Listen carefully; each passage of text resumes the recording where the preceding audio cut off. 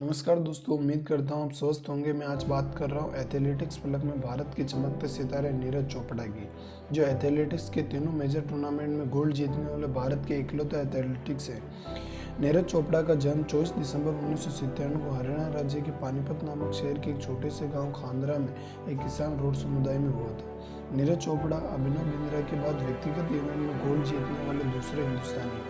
Javelin throw में नीरज की रुचि तभी आ चुकी थी जब ये केवल 11 वर्ष के थे और उनका वजन अधिक था, जिसकी वजह से उनके साथ के बच्चे और लोग उनका मजाक बनाते थे और इसी वजह से उनका सेल्फ कॉन्फिडेंस कम होता जा रहा था। उन्हें लग रहा था कि मैं लाइफ में कुछ बड़ा नहीं कर पाऊंगा।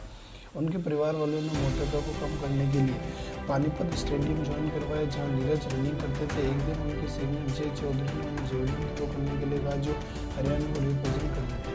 यहाँ से जेवलिन में उनकी रुचि बढ़ती गई और इसके बाद नीरज जेवलिन की प्रैक्टिस के लिए पंचकुला शिफ्ट हो गए। नीरज ने अपना पहला जूनियर नेशनल टूर्नामेंट 2012 में लखनऊ में खेला और मैक्सिमम रिकॉर्ड बनाया। 2013 में नेशनल यूथ चैंपियनशिप में दूसरे स्थान पर रहे। नीरज ने प्रारंभिक पढ़ाई पानीपत से की। प्रारंभिक पढ़ाई कंप्लीट करने के बाद चंडीगढ़ में ग्रेजुएशन की डिग्री ली। पढ़ाई के दौरान जेएलयू में भी प्रयास करते रहे और इसमें मेडल भी जीतते रहे। नीरज काफ़ी मुश्किलों को पार करते हुए अपना पहला इंटरनेशनल टूर्नामेंट 2014 में बैंकॉक में पहला गोल्ड जीता।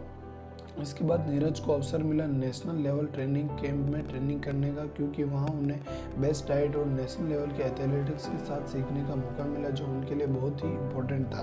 ये नीरज चोपड़ा की लाइफ का टर्निंग पॉइंट था। 2016 में पोलैंड में हुए IAAF वर्ल्ड अंडर 20 चैंपियनशिप में 86.48 मीटर का भाला फेंककर गोल्ड जीता, जिसके बाद उन्हें आर्मी में जूनियर कमीशन के ऑफिसर के तौर पर नियुक्ति मिली। आर्मी में नौकरी मिलने से नीरज काफ़ी खुश थे, क्योंकि उनके परिवार में पहले कोई सरकारी नौकरी में नहीं थी और उनके घर की आर्थिक स्थिति भी अच्छी नहीं थी। इस नौकरी से परिवार की आर्थिक मदद भी किया करते थे। यहाँ पर नीरज ने अपनी तैयारी भी जारी रखी।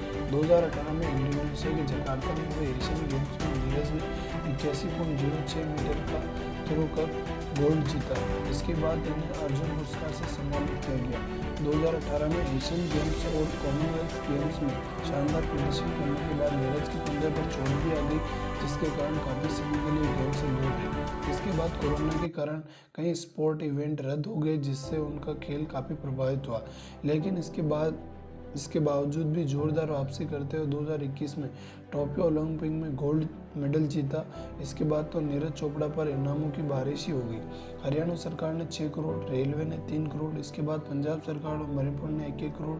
इतना ही नहीं, BCCI ने भी नीरज चोपड़ा को 1 करोड़ और इंडियन ओलंपिक ने भी 75 लाख रुपए दिए। 2023 में वर्ल्ड एथलेटिक्स में 81.17 मीटर का भाला फेंककर गोल्ड जीता।